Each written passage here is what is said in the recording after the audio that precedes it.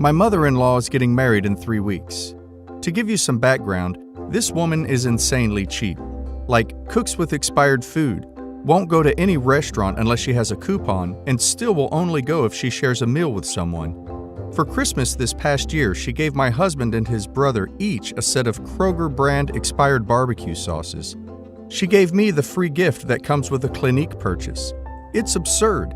Most of this story is filtered through my sister-in-law, as my mother-in-law knows better than to talk to me about some of this sh-blank-t. We were taking a family vacation to Orlando, and she didn't want to drive or stay in a room by herself.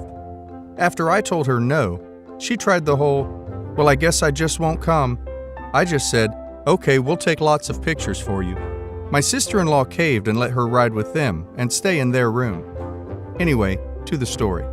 So she's getting married, and we've all been amazed at how she has very expensive taste but wants dollar store prices for everything. Theme: country barbecue. Some of the things she's trying to do.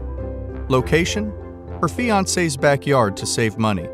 Which isn't terrible, of course, but we live in southern Georgia, and if you know anything about August, September weather down here, the gnats and mosquitoes will be insane. I explained that to her multiple times, but everywhere is just so expensive. Also pointed out that we don't have enough chairs for that many people, so she'll have to rent them. She decided to see if she could get hay bales for people to sit on, and for all of us, my husband, his brother and sister-in-law, and me, to bring our patio furniture. Food. She wants 65 people total to come. She wanted my husband, brother-in-law, sister-in-law, and me to cook for 65 people. We tried to explain that we don't have the facilities to cook for that many people because with the regular house kitchens we all have, it's just not possible. She suggested we cook for several days beforehand, freeze it, then reheat it. Then we pointed out that even combined, we don't have enough plates, cups, serving flatware, silverware, etc. for that many people. She started posting on Facebook asking if people had any she could borrow that fit her theme. She posted pictures of really pretty serving sets to let people know what she wanted, but again, expensive tastes with a dollar store budget. Of course, no one really responded. She also kept texting links to my sister-in-law of huge serving sets and gushing about how much she loved them and how it would go perfectly at the wedding, etc. Read, "I'm trying to convince you to buy this sh-blank-t for me to use." We also asked how she planned on serving all of this food because we kept telling her that if she just had it catered, the place would provide all of this. My husband looked up nice paper plates and serving stuff to send her to buy if she insisted on not having it catered. She wanted us to serve the food and drinks. I sh-blank-t you not. She expected us to prepare the food and serve it for the wedding guests. I'm not sure how it came up in conversation, but the gist of it is my sister-in-law was explaining that she couldn't help that much because she has 2 small kids and would need to watch them and leave early because of their bedtime on the day of the wedding. It then came out that my mother-in-law expected us to clean her backyard for her after the party, that night, because they had to get to bed right after so they could leave at 4 a.m. in the morning to drive to Florida to get on their cruise boat. Her solution to not having enough time, not wanting to stay well past midnight for us to clean? Well, if you need to take the dishes home with you to wash, you can just return them when we get back. So, yeah, cook, serve, and clean after her party of 65 people. Also, didn't want a cake because it would be too hard to serve. Read, too expensive. Wanted to buy cupcake mix at Sam's Club, and you guessed it, have us all make and decorate them.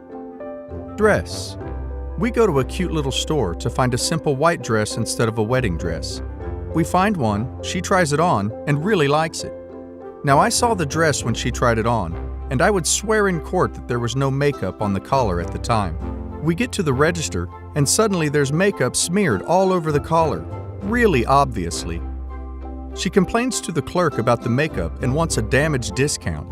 The girl tries to clean it off but couldn't, so she offers a discount with the caveat that the dress cannot be returned. Mother-in-law is notorious for buying things, using once, then returning. She then complains and tries to argue with the girl that she should still be allowed to return it. The girl is firm about store policy. She did end up buying the dress though. Photography. My husband enjoys photography. He's not a professional, it's just a hobby he enjoys. Doesn't pretend he's a professional or anything. He's taken some family photos a few times when my sister-in-law asked for newborn photos, etc. Anyway, she wanted him to be the photographer. She seems to think that all it involves is taking the photo, not the editing or other work that goes into nice photos. So she wanted him to cook, serve, photograph, and clean. When he flat out refused, she decided to just not have a photographer and asked everyone to just bring their cameras. Location revisited. She finally breaks down about the location and decides to rent a lodge by the lake. Wants us all to get there early to help decorate with the decorations from her daughter's wedding and to stay and clean up. We've all decided to not say anything and just leave without cleaning.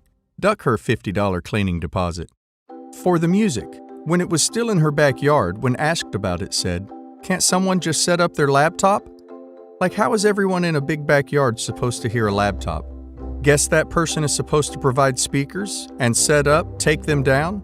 She finally hired a DJ for 2 hours and has complained that the guy is charging her a couple $100. Food revisited. The groom has a friend who won some barbecue contests, and he's sort of famous in barbecue circles, I guess. He's going to make the meat and provide it, his wedding gift. I have no idea what's going on with the rest of the food. She, of course, will not shut up about Myron Mixon making the barbecue and donating it. It pissed her off when we were all like, "Who's Myron Mixon?" But whatever. So, in summation, she wanted us to cook, serve, clean, photograph, and provide the music and all the equipment that goes along with this for her wedding. Edit. People are asking if she just doesn't have the money for anything expensive, but she does. She's freaking loaded. Just insanely cheap. Also, I have no idea what's going on with the groom. I've met him a few times and he seems really nice, but just sort of lets her do whatever she wants without comment as far as I know. I don't think he's aware of most of this, as I'm sure she's just told him she's handling it all. They're pretty traditional, so I figure he thinks it's her job to plan all of this and is just doing what she tells him to do. Oh my god, one more edit. I forgot that for wedding invitations, she just sent a flyer through Facebook Messenger and made a Facebook invite group thing. A little bit of important info. I started dating my significant other a month before we graduated high school. Where we live, older high school students can enroll in a college and take classes instead of going to high school. My significant other started working on his engineering degree in high school. My mother-in-law is a passive-aggressive, SH-T talking behind your back, never to your face kind of person. She loves trying to talk SH-T to my significant other about how I'm actually the devil in disguise that managed to escape hell so that I could steal her son away from her. My significant other completely shuts her down and sometimes deservingly humiliates her when she gets started on my appearance and intelligence. So she found a new thing to talk SH-T about. She accused me that I was a gold digger after his money and that he needed to break up with me because obviously I didn't care about him, only his paychecks. Significant other and I were just about to graduate high school. He was working part-time as a pizza driver to finish his degree, and I was working full-time to put myself through college as I was already 18. Significant other laughed in her face. He was lucky to have maybe $100 in his bank account because he was the poster child for broke college students still living with mom. He literally had no gold for me to dig. If anything, I was the sugar mama for the first few years because of my full-time job. Mother-in-law got huffy and said that I was a gold digger because he was going to be an engineer after he graduated and I would steal all his engineering money. Significant other told her that was ridiculous and insane, and I was then informed by significant other of my future money-stealing plans. It was a weird mix of finding that insult incredibly rude and hurtful, but also effing hilarious. So, I plotted the most petty and longest revenge that I've ever done. Every time I saw mother-in-law, I would make a joke to her about how I was a gold digger that was lying in wait for the money. It would range from jokes about him needing to finish his degree to get a job so I could have his paychecks, to saying I was so happy he didn't want to sign a prenup when we decided to get married because when we get divorced, I'm leaving with half. Mother-in-law was pissed. She would never say a word about it to me because she would never even dream of saying anything to my face, but she was constantly telling my significant other and his dad to shut me up.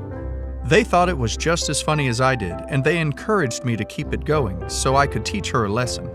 It's been 4 years since she accused me of being a gold digger. Significant other is now making very good engineering money, and every single time I've seen her since that comment, I've said something about my gold-digging ways. Significant other and I are still living with our parents. We can't move into our house until end of summer, so I'm constantly going to her house and saying at least one joke or a snide comment to her. She'll hide in her room to avoid, sometimes even leave if someone tells her I'm coming over. But you bet your ass I'm making a comment from somewhere she can hear it about how I want significant other's money and work benefits. My personal favorite was when significant other bought me a beautiful promise ring for Christmas. Mother-in-law asked to see it at a giant Christmas Eve party, and I proudly stuck my left hand out so she could look at all the pretty diamonds on my gold ring. She told me it was nice of him to give it to me, and as loud as I could, after making sure we had an audience, I went, "OMG, right? I'm finally getting all that gold that I've been waiting for. Can you believe it's taken him 4 years?" Father-in-law said that mother-in-law was so embarrassed that she sulked and talked sh*t about me the entire drive home. Father-in-law told her that she deserved every single comment I've said to her. A bit of background. I've never gotten along with my sister-in-law. I'm very nerdy and she's extremely materialistic. She's constantly boasting about basically being a Beverly Hills housewife because I have a certain standard of living. Yeah, we've never been close to say the least. Here's where the drama comes in. My wedding is next month, and we've been planning it for a year without a hitch. Or that was the case up until a few days ago. I got a phone call from my mom hysterically crying. I flipped and tried to calm her down. I didn't know but was afraid something happened to my dad. Turns out, my sister-in-law called my mom and basically said, "If you don't pay for us, her brother, her mom, and their 2 kids, they won't be coming to the wedding." Why is this such a big issue? Because they've known about the wedding for over a year and have gone to Disneyland almost every month, even when my brother was unemployed. They don't even live in California. This call also came 2 days after they bought a brand new hot tub. My mom really broke down on the phone because she was going to get a new credit card to pay for them, but my dad flipped and said no. You think that would be the end of it, but nope. My brother called my mom shortly after and absolutely ripped into her. "How dare you make my wife cry?" My sister-in-law had called my brother while he was working, saying that my mom was being awful to her and all sorts of things. I'm really at my wit's end. This has all just been eating away at me for the last few days, and I thought it had blown over until yesterday. My mom called me crying again. I was beyond furious at this point and asked what happened. My brother texted her saying they would be coming, but there was a catch. They would be staying at my parents' house for an entire week and using their vehicle. Apparently, my wedding isn't enough for them to make the trip, so they decided to go to some theme park for a few days while they're here. The problem is that I'm staying with my parents with my maid of honor during that time, and there is absolutely no room for all of them to stay too. I'm so heartbroken over this. I hate what my sister-in-law has done to my brother. He has never acted like this before. We used to be really close. Part of why it's eating at me so bad is because I have another brother who can't attend because he's stationed overseas. He tried everything possible to get vacation time to come too. So I have one brother who's dying to go but can't, and another who absolutely has the means, but it's just not worth it to go without turning it into some elaborate vacation. Should I uninvite them or grit my teeth and deal with it? Should I confront my sister-in-law and brother about their behavior? Maybe try to talk things out? If I did uninvite them, I know they would never talk to me again, and I would never see my nieces again. My fiancé has had to hold me back from ripping into my sister-in-law over the entire ordeal. He doesn't want them to go either, but I'm afraid if I do, it will tear apart our family. After talking with my fiancé, we decided because it's my parents' house and vehicle, it would be best for them to work this out with my brother. My mom called him last night, and after a lot of arguing back and forth, everything has kind of sort of settled. My brother will be the only one attending my wedding. His wife, his mother-in-law, and their kids are staying behind. So many people pointed out how they could cause drama during our wedding, so I'm really thankful that they won't be attending. He's also getting his own hotel room and riding with my other brother's wife, so the vehicle situation has been taken care of. I received so many questions about this entire situation, so let me take time to clarify a few things. Why do you care if your brother and sister-in-law attend in the first place? Because I have a very tight-knit family. Our motto is legit family first. I know that not everyone rolls that way, but it's just how we are. I love my family, but I don't think I'll be speaking to my sister-in-law ever again. What does your dad think about this? He's extremely disappointed in my brother. We knew he was entitled, but we didn't realize how much my sister-in-law had changed him. This entire situation has changed how we all see him. I hope he'll go back to how he used to be one day. My 27 male, older sister, 30 female, and her fiancé, 31 male, were planning for over a year for their wedding to be this month. Obviously, they can't have the wedding as planned, but they still would like to get married. So they decided on a Zoom wedding where all of the family, friends would just call in to watch the officiant, my sister, and her fiancé. My sister didn't want to be in charge of hosting the Zoom call because she thought it would stress her out. So she asked me to, and I gladly accepted. She and her fiancé decided to invite everyone they originally wanted to, and it was a very big list. When we were going over the list, my sister mentioned to me that she wanted everyone else to be muted for the majority of the wedding, as she was worried that others would talk over her and her fiancé and, quote, overshadow them on their big day that was already scaled down. However, her and her fiancé said that I should unmute everyone at one point so everyone could talk and have a nice time with each other. Fast forward to the day of the wedding. Everyone is muted during the ceremony, which goes great, and so I then unmute everyone and ask to please raise a hand if they'd like to talk, so it doesn't get confusing. My cousin, around my age, starts waving his hand crazily, and he's with his longtime girlfriend, also similar in age, I guess.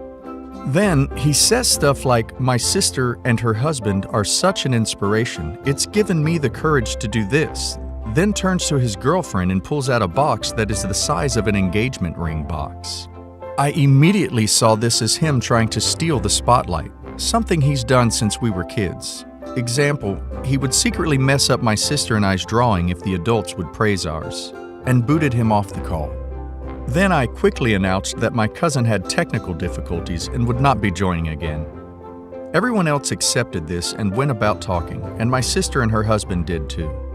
The rest of the wedding went smoothly, except for the fact that my cousin kept texting me angrily saying that he finally wanted to propose as a surprise with family all around and I ruined it. Am I the A?